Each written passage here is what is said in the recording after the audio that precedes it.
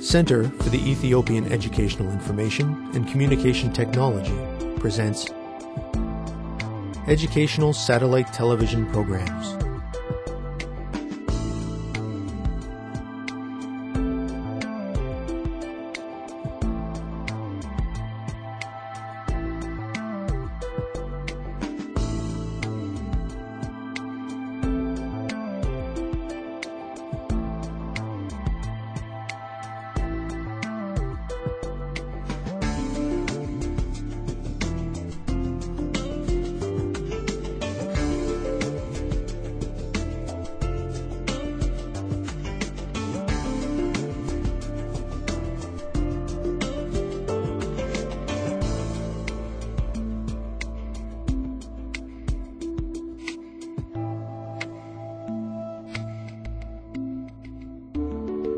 Hello, teacher. Hello, students. Welcome to today's lesson on arguments and validity. In the last lesson, we learned about the uses of quantifiers. Today, we will define the term argument. We will learn how to check the validity of a given argument, and we will study the rules of inference. If you are ready, we will begin. In our studies of mathematical reasoning, you will find that the most important concept we will learn is the rules of inference. They play a central role in the general theory of the principle of reasoning. We must determine whether a certain chain of reasoning is correct or incorrect on the basis of its form. By a chain of reasoning, we mean a finite sequence of statements of which the last statement in the sequence, called the conclusion, may be inferred from the initial set of statements called the premises. A logical deduction is an assertion that a given set of statements called hypotheses or premises yield another statement Q called the conclusion. A logical deduction of this type is denoted this way, using the symbol for inference. For example, if P and Q have truth values T, what can be concluded about Q?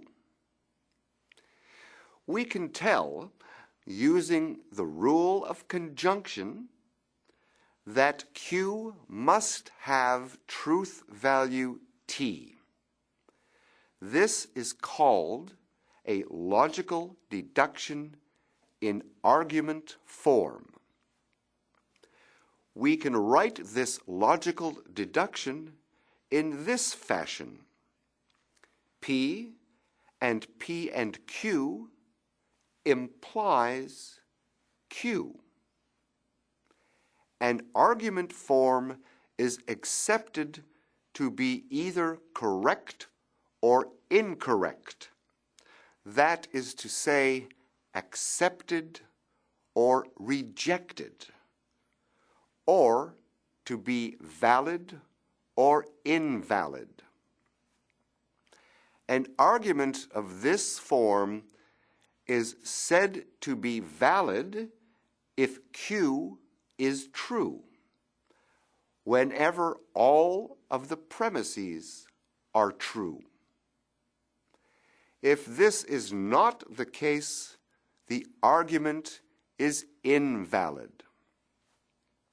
Let us investigate the validity of this argument form. In order for it to be valid, we must assume that all the premises are true and show that the conclusion is true. Therefore, we can say that Q must be true from these statements and the rule for implication. We can construct a truth table to test the validity of this argument form.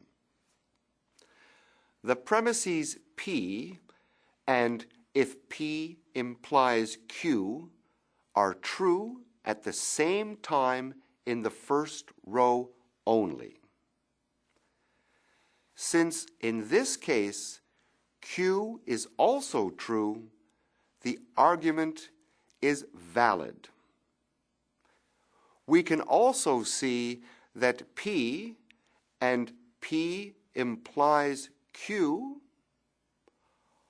all implies Q is tautology, which proves the argument to be valid. It is time to try this for yourselves, students. Observe this argument form and try to determine whether it is valid or invalid. Use a truth table to help you. Students, let's get ready.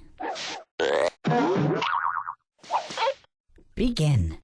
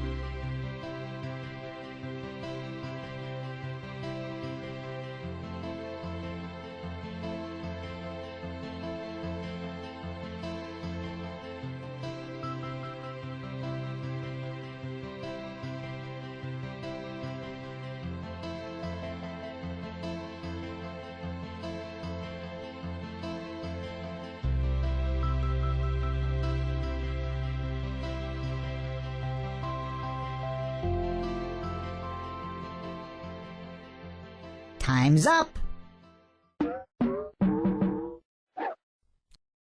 Let's get back to our lesson. Welcome back, students. I hope that you did not have too much trouble with this activity. We can determine the validity of this argument form easily if we construct a truth table. As we can see from our truth table, the argument is not a tautology. We can therefore conclude that the argument form is not valid. There is another way for us to find the same answer. We can look at columns 2, 4, and 6 of the table. In those columns, the truth values are both true in the third row, yet the truth value of the conclusion is F. The only possible conclusion from this is that the argument form is invalid. Now, students, we are ready to learn the rules of inference. We have learned to test the validity of arguments by using truth tables. However, it becomes increasingly difficult to use truth tables as the number of component statements increases. In those cases, we are forced to employ formal proofs instead of truth tables to determine validity. Formal proofs rely on rules of inference. A formal proof consists of a sequence of finite statements comprising the premises and the consequence of the premise called the conclusion. The presence of each individual statement must be justified by these rules of inference. Let us learn a few examples of some of these rules, along with their classical names. The first rule of inference is called modus ponens. It states P implies Q, P, therefore Q. The second rule is called the modus tollens, which states P implies Q, not Q, therefore not P. The third rule is called the principle of syllogism. It states P implies Q if Q then R. Therefore, if P then R. This rule is called the principle of adjunction, stating P if Q, therefore P and Q. If P, then P or Q. The principle of detachment states P or Q, therefore P or therefore Q. This is called modus tollendo ponens. It states not P, P or Q, therefore Q. The principle of equivalence states P by implies Q, P therefore Q. Finally, the principle of conditioning declares P, therefore Q implies P. It is time for our second activity, students. Use the rule of inference modus ponens to test the validity of this form of argument. Students, let's get ready. Begin.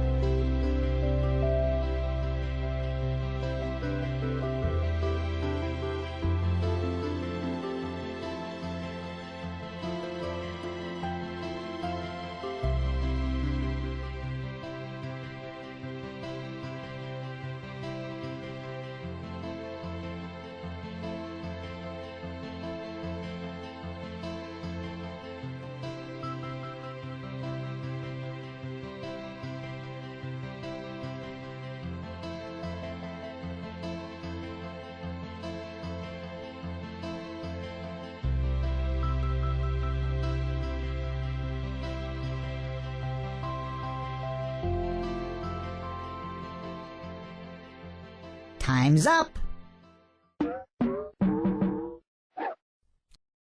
Let's get back to our lesson. Let us check your proofs, students. We will begin by writing the argument like this. Assume that the given premises are true. R is true, as is the statement R implies P. From modus ponens, we can conclude that P is true. The premise that P implies Q is given to be true. Therefore, we can conclude Q to be true. The argument is a tautology and therefore valid. That brings us to the end of the lesson, students. Until next time, thank you, teacher. Thank you, students.